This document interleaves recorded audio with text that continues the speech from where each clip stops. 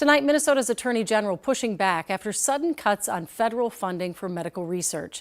Today, Keith Ellison joined other states in a lawsuit over cuts from the National Institutes of Health, while the U of M president calls it a direct attack on its research community.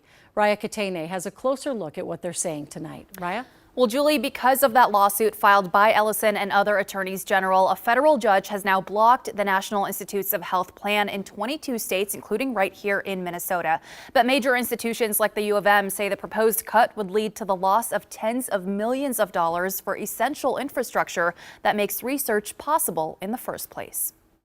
At the University of Minnesota, it's who we are, it's what we do. So much of what happens on this campus helps save lives, according to the medical school's Vice Dean for Research, Dr. Peter Crawford. Particularly the most vulnerable, the sickest of the sick. The university conducts hundreds of millions of dollars worth of medical research, from neuroscience to immune cell therapies for cancer patients. But that research takes funding from the federal government, with many grants awarded by the National Institutes of Health, or NIH. Under the Trump administration, the NIH wants to put a 15% cap on how much money universities and research institutions receive for what's called indirect or facilities and administration costs.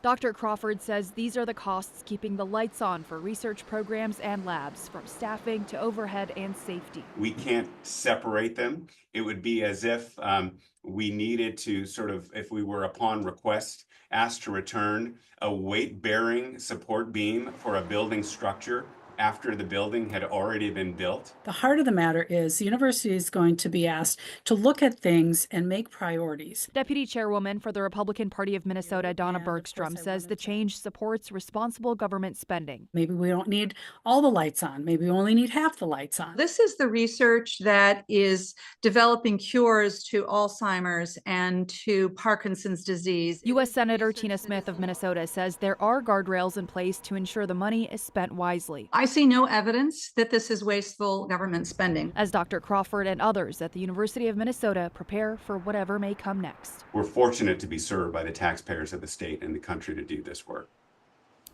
Now, this 15% cap does align with rates set by private donations that do provide grants, for example, the Rockefeller and Gates Foundations. But historically, the rate from the NIH has been set on a case-by-case basis and is negotiated between the NIH and the institution that is receiving the money. Julie. All right. Thank you, Raya.